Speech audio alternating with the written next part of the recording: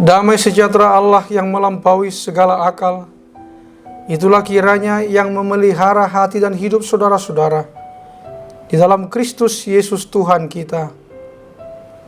Amin. Renungan Harian HKBP Sutoyo, hari Kamis, tanggal 4 Februari tahun 2021. Firman Tuhan pada hari ini diambil dari Lukas 15 ayat 6. Firman Tuhan berkata, "Dan setibanya di rumah, ia memanggil sahabat-sahabat dan tetangga-tetangganya, serta berkata kepada mereka, 'Bersukacitalah bersama-sama dengan aku, sebab dombaku yang hilang itu telah kutemukan.'" Demikianlah bunyi firman Tuhan. Saudara-saudaraku jemaat HKBP Sutoyo, pernah melihat seekor rusa yang berlari kencang karena dikejar seekor harimau? Mungkin kita pernah melihatnya di televisi atau juga melihatnya secara langsung. Rusa dan harimau itu sama-sama berlari kelihatannya. Tapi rusa dan harimau itu punya motivasi yang berbeda. Rusa berlari untuk menyelamatkan dirinya dari cengkraman harimau. Akan tetapi harimau itu berlari kencang mau menerkam atau memangsa rusa itu. Sama-sama berlari, tapi punya motivasi yang berbeda. Saudara-saudaraku yang terkasih, motivasi adalah alasan atau dasar melakukan sesuatu. Ada yang mendorong seseorang untuk melakukan sesuatu. Di dalam firman Tuhan hari ini, jika kita membaca perikopnya secara keseluruhan, maka kita melihat pemungut cukai, orang-orang berdosa dengan orang-orang Farisi dan ahli-ahli Taurat sama-sama datang, mau mendengarkan firman Tuhan, akan tetapi punya motivasi yang berbeda. Pemungut cukai dan orang berdosa memang mau sungguh-sungguh datang untuk mendengarkan Tuhan Yesus. Mereka datang dengan tulus hati, mau mendengarkan khotbah dan pengajaran dari Tuhan Yesus. Akan tetapi, orang-orang Farisi dan ahli-ahli Taurat datang untuk mengawasi segala perbuatan Tuhan Yesus, untuk mengintip kesalahan Tuhan Yesus, atau mau menjebak Tuhan Yesus. Dan ketika Tuhan Yesus mau menerima orang-orang berdosa dan pemungut cukai yang dianggap kaki tangan pemerintahan Romawi, serta mau makan bersama-sama dengan mereka, maka orang-orang Farisi dan ahli Taurat pun bersungut-sungut melihat hal yang terjadi itu. Kenapa mereka bersungut-sungut? Karena orang-orang Farisi dan ahli-ahli Taurat tidak suka kalau pemungut cukai dan para pendosa mengikut Tuhan Yesus.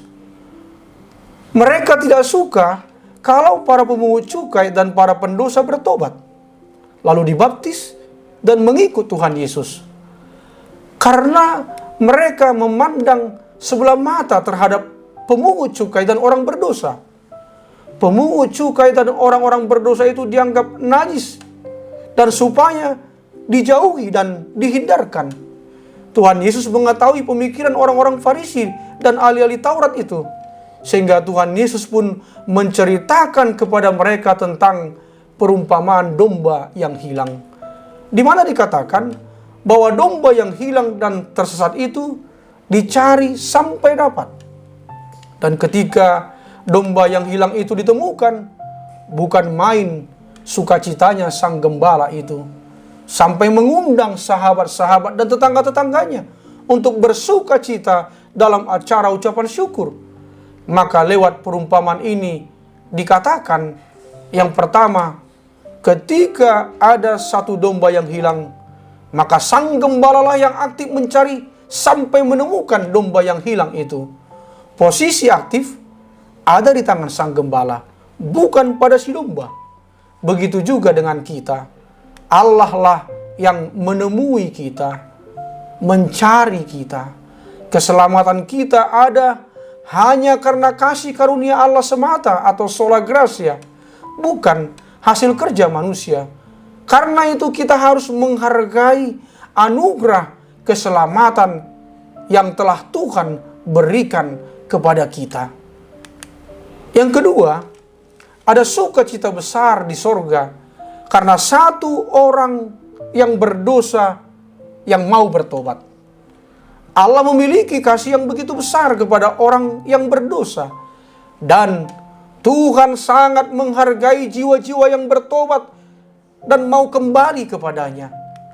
Begitulah pula seharusnya kita menanggapi pertobatan seseorang, bukan merendahkannya, melainkan bersukacita atasnya. Mari kita sambut dengan sukacita apabila ada orang yang menyadari dosanya dan memohon pengampunan dari Tuhan.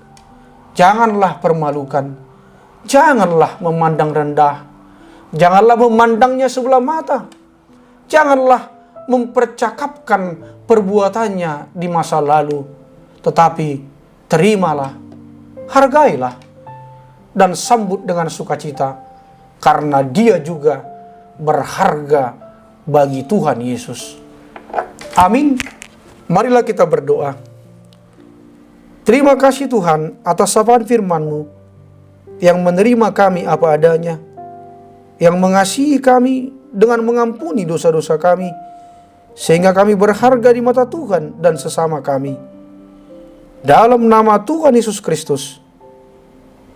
Amin. Selamat pagi. Selamat beraktivitas. Salam sehat.